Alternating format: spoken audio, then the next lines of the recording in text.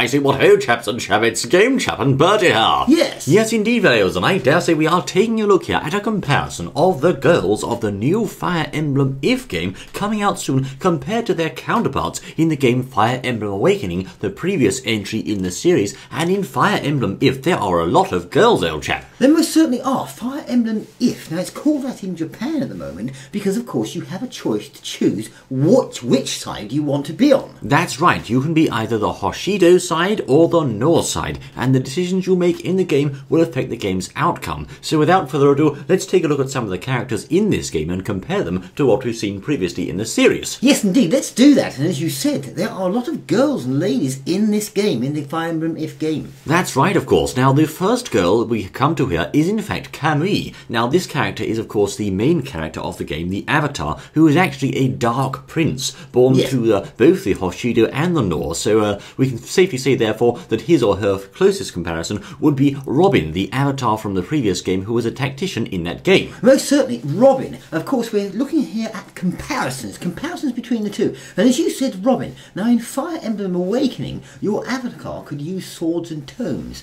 and he or she was a tactician class. That's right, and of course now in the new Fire Emblem If, your avatar can actually use both swords and dragon stones. So rather than using tomes, they can actually now transform into a dragon, and they also have what seems to be a limited terraforming ability. They most certainly do, yes indeed. In other words, they can build bridges on the battlefield and foreseeably do other things as well. That's right, of course. You have quite an interesting character here that does differ quite a lot from Robin in the previous game, and of course you can make that either male or female. You can presumably customize their appearance depending on how you feel, and of course that's the main character who will be going either the Hoshido or the Nohr route. Yes, that's correct, yes. Now, another one we could look at is, well, this character here. We don't know the name at the moment. We don't know her name. We do know she is possibly a dancer, but we can't say for sure. Now, goodness me, who is her closest comparison in Fire Emblem Awakening? Well, perhaps Lucena, Lord or Olivia, the dancer. Well, indeed, this is quite an interesting figure here. This enigmatic lady seems to be central to the game's story, as she has received the most airtime of any character in the trailers so far. Now, I think the only directly comparable female figure in Awakening would be Lucena, as they share blue hair and are both very important to the story, although just what role this new dancer girl is going to play remains a mystery. Yes, it does. Now, in terms of appearance alone, Olivia the dancer is also comparable, as we just said there. Yes, although Olivia not really important to the story per se in the previous game. This is true, yes. Now, although she appears unarmed in the trailers, her weapon of choice seems to be some kind of lance or possibly staff, as can be seen in her official artwork. That's right, and of course Lucena, on the other hand, used the parallel falchion, a powerful sword in the previous game. Now, whether or not you're going to be able to marry the dancer remains to be seen, but I think it's quite a likely possibility. Well, it's possible. It could be, yes indeed, but certainly, as we say, the game is focusing very much on females. This time round, it's seen. That's right, and then we come, of course, to the Hoshido girls. Now, first we have another unknown figure here. This lady is possibly the Empress, Exalt, or Queen of Hoshido, and I think her closest comparison, therefore, is Emerin, the Exalt and Sage from Fire Emblem Awakening. Most certainly, I would think so, yes indeed. Now, the regal and feminine lady who appears in the second trailer has not yet been named. That's her, yes. Yes, indeed, but it's safe to assume that she is very likely the ruler of Hoshido. I think so. Now, she doesn't seem to have any weapons, but as I said earlier, her closest comparison there would be Emerin, who is the Exalt. Now, Emerin was a Sage class, meaning she could attack with tomes, but this ability was mostly unused in the actual game. Yes, indeed. Now, as an important ruler in the game, it's unlikely that you would be able to marry this mysterious monarch. I think so. Yeah, that's right, of course, because you couldn't marry Emerin previously, unless perhaps the lady in question here is actually a princess or some similar figure in Hoshido, but even so, I still think it's unlikely. Well, it could be, yes, indeed. Now, just moving on there now, Honoka. Yeah, that's right, of course. Honoka is a Pegasus Knight, it seems. Yes, indeed. Now, what could be their closest comparison in Fire Emblem Awakening? Well, Honoka, the red-haired tomboy girl, seems to be a Pegasus Knight in the Hoshido army. She is one of the avatars Kamui's family from the Hoshido side. Yes, that's right. Now, she looks like a tough lady, but we can actually see that she also has a softer side, for example, in the scene where she's crying at her reunion with Kamui. Most certainly. Now, her direct comparison in Fire Emblem Awakening are Sully, the tomboy cavalier, and Cordelia, the lovesick red-haired Pegasus knight. Yes, although I think in terms of personality, Sully may be the closest match there. Most certainly, I think so. Now, as she's most likely one of your main army units,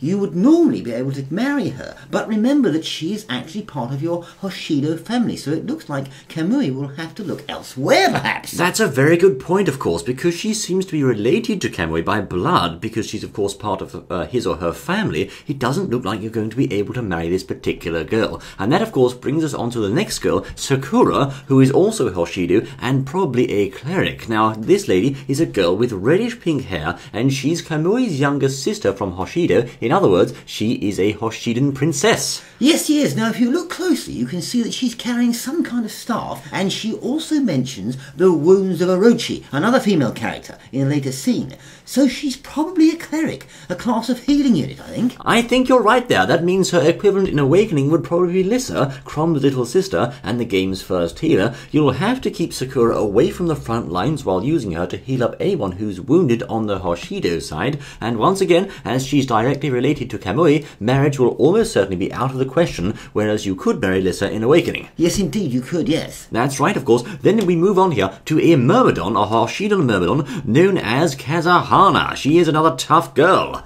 Ah, yes, indeed. Now, Kazahana is another tough girl, as you say. One of Kamui's and Sakurai's bodyguards. Oh, Sakura's even, that's right. Sakura's. She boasts that she's Sakura's most loyal retainer. Yes, indeed. Now, her fighting style is very similar to that of Lonkyu, a male Myrmidon from Fire Emblem Awakening. But perhaps a close female match to her would be Severa. Yes, I think so. Yes. She's a mercenary who appears much later in the story, of course. Yes. Now, this Kazahana does not seem to be related by blood to the Avatar, so it's quite possible that Kamui would be able to marry her if he so chose. It's possible. So there's your comparison there to that character. Let's move on to the next. That's Kazahana, of course, and then we come to the character you just mentioned there, Bertie, Orochi. Now, she is also Hoshido and possibly mage. Now, her closest comparison is quite hard to say. I'm going to put Tharja out there as a possibility. Now, this brown-haired girl appears briefly in a conversation and also in a battle where she uses some kind of ice-based attack. Yes, she sports a revealing outfit and has a distinctly Eastern hairstyle. That's right. Now, as I said, she does not seem to have a direct equivalent in Fire Emblem Awakening, although a girl with a similar figure and similar class would be Tharja, but she lacks the Eastern appearance. Now, Seri has a similarly oriental design that's Seri from Fire Emblem Awakening, but she's a swordsman, meaning Orochi is quite an interesting and unique female newcomer.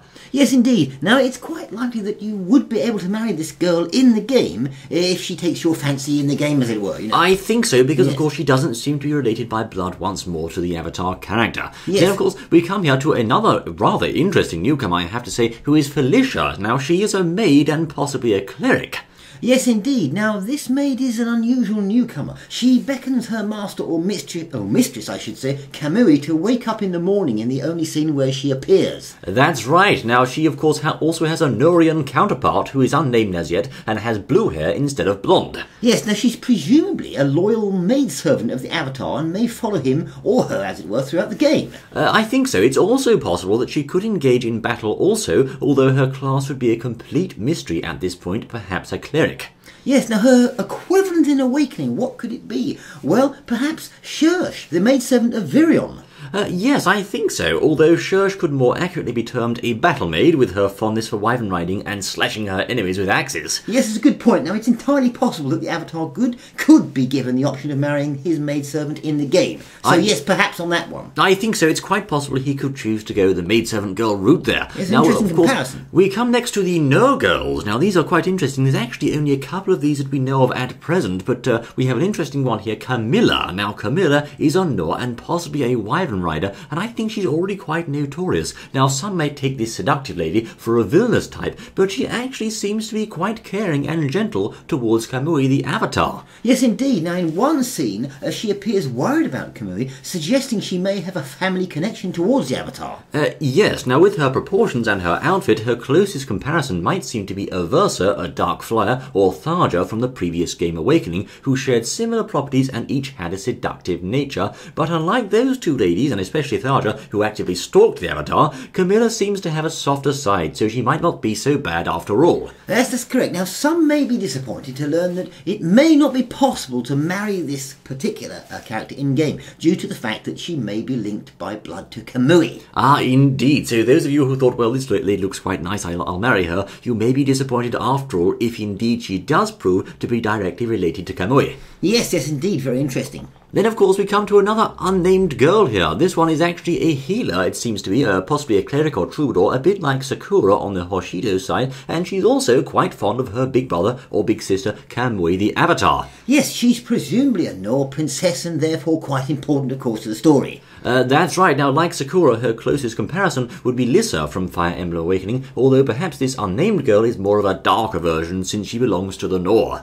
Yes, that's right. Now, again, marriage would not be likely considering her blood relation to the Avatar. That's quite right, of course. So we do have a lot of interesting comparisons here. We can actually draw straight lines from some of these girls to the girls in Fire Emblem Awakening. And as we said at the start of this particular video, there are a lot of girls this time, although it seems that if they truly are linked to the Avatar by blood in many cases, as they seem to be here, you may not be able to marry as many of them as you might have first thought. Exactly. So lots of girls and ladies in this game coming up the Fire Emblem If, as it's being called at the moment, because of course you've got choices. That's Look, right. rather fun and interesting. Hope you enjoyed that little comparison there of the older game to the one that's coming up now, as much as we did. And we think it's going to be a rather good game. Looking forward to it. I think they've got a lot of very interesting characters here. They've got some good female characters here. Also, of course, on the male side, there are many interesting characters too. I think the story is shaping up to be something quite unique and unusual. Very interesting route for Fire Emblem to go, and I'm very much looking forward to the game, as I'm sure you all are out there as well. Most certainly, yes, indeed. Very strategic game, a bit like playing chess, actually. Perhaps, old boy. Yeah. Indeed, this has been Game Chairman Bowden presenting you a comparison of the girls of Fire Emblem If. Thank you most kindly for joining us, and we look forward to seeing you once more on the next exciting outing, my word. Until then...